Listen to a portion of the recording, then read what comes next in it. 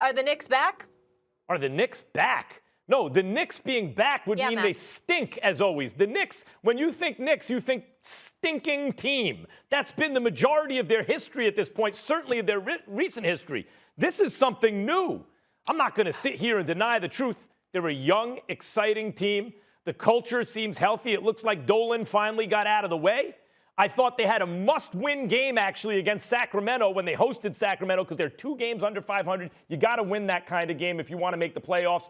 They've done nothing but win since then. Stephen A. quickly has been a revelation. I think the Derrick Rose move was really good. You don't just want a lot of young guys like Julius Randle is shooting from distance now. That's the big change in his game. I don't think you want to make the mistake of just a lot of young guys. You need to bring in the right kind of veteran who's been through it all, who's willing to mentor and work hard. That's what Derrick Rose is. My hat's off to this young team. They're a game over 500. They're 4th place in the conference. But to say, are the Knicks back? No, this is something new. Are the Knicks back? It means, oh, look, there goes the Knicks, the laughing stock of the league. This is new. Hey, man, you can turn it any way you want to. Back, forward, slide, and moonwalk. I don't give a damn. As long as you recognize the fact that there's something happening in Madison Square Garden. There's something happening in New York City, Max Kellerman. I mean, hey, listen, man, let me tell you something. You got Julius Randle. He's averaging 23 and 11, shooting nearly 42% from three-point range, okay? I'm pleased. I'm very, very pleased, and he's worthy of being an all-star. I'm just getting a little bit emotional right now. I want to take a moment of time to give my brother Worldwide West, William Wesley, props. The one and only Leon Rose, the president of basketball operations. You deserve it. Props. My man Scott Perry, the GM. Props. And, of course, Tom Thibodeau. And, by the way, slight correction, Mollywood. Slight correction. You know, the New York Knicks are number 2 defensively in terms of defensive efficiency, but they are number 1 defensively in terms of points allowed at 104 points a game. I'm loving what I'm seeing right now. You got Quickly, you got Rose. You got Quickly, you got Rose up in there, you got Randall. Oh, by the way, Mitchell Robinson's been hurt. Taj Gibson has been hurt because you know how a guy like Tom Thibodeau wants somebody on the interior. He wants a big boy there, block shots, grab rebounds, that kind of stuff going on. So I'm looking at a bunch of rough riders. I've been hearing the New York Knicks in my ear telling me about culture change, and that's what we're seeing. We're seeing hard work. We're seeing a never die attitude. We're seeing rough riders. They ain't soft. They're coming at it. They're battling, folks. I'm going to tell you right now, Max, do you know what impediment that I see to the New York Knicks' potential success? Are you sitting down for this? The impediment to their success is also the primary reason they've been successful thus far. That's Tom Thibodeau, my buddy Tom Thibodeau. Why do I say that? Out? Why do I see that? Here's the deal. No, not at all. But here's what I'm saying. You got Julius Randle. He played like 41 minutes against Indiana. What the hell you got him playing 38 minutes last night for? Why is he in the game when they're running away against the hapless Detroit Pistons? Why would you do that? This is what Thibodeau has done in the past because he's about tomorrow, today and tomorrow, not looking ahead. This is the problem that he had in Chicago. I want him to learn from that. Yeah, you're saying he's going to burn him out.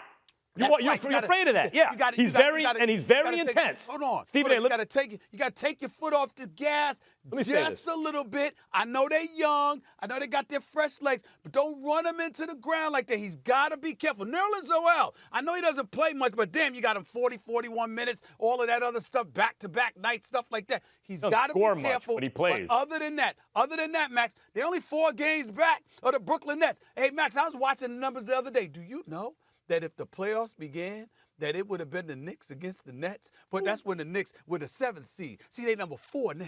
Here's the thing. Wait, hold on. Here's the thing. 5th seed, and they'd host a playoff series.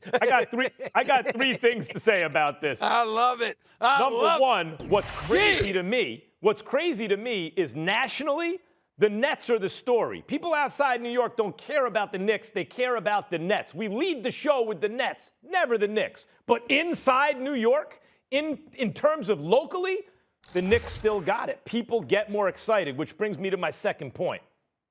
Stephen A., throughout this pandemic, there's been a lot missed. You know, the enemy is the perfect of the good.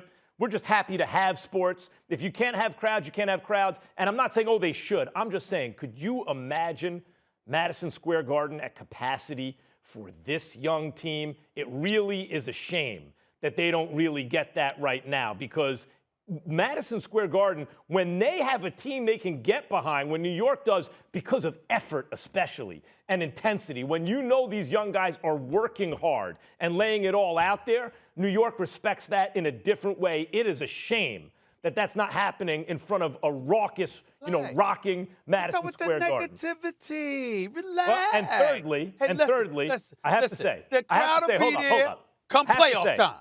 They'll be there. I have to say, I watched the Knicks game, the whole thing from beginning to end. You know how long it's been since I watched the whole thing? I could sit through the whole thing. I couldn't believe it, but I did. They are a fun team to watch. They are going at it. They're competing. And listen, when you defend, you have a chance. When you defend, you have a chance. And the one thing they do is defend. And once Mitchell Robinson comes back, watch even more. I'm telling you.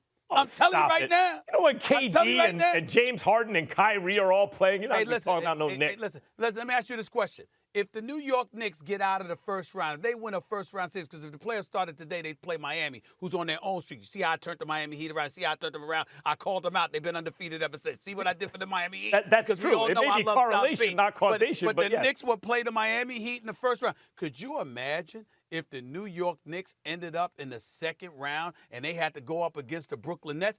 The Brooklyn Nets would have all the pressure. The Knicks would be playing with house money. They'd have nothing to lose. Hey, real quick, Molly, let me say this. You know why the Knicks, and I was laughing at you guys thinking they were going to get KD? Because players don't go to bad cultures. The reason the Nets got those guys is the culture was good. This Knicks team, if they keep doing this, the message they're going to send to potential free agents is it's a good place to play. And then New York sells itself. This could be the first time ever, really, that a top-flight free agent eventually signs with the Knicks. Thanks for watching ESPN on YouTube. For live streaming sports and premium content, subscribe to ESPN+.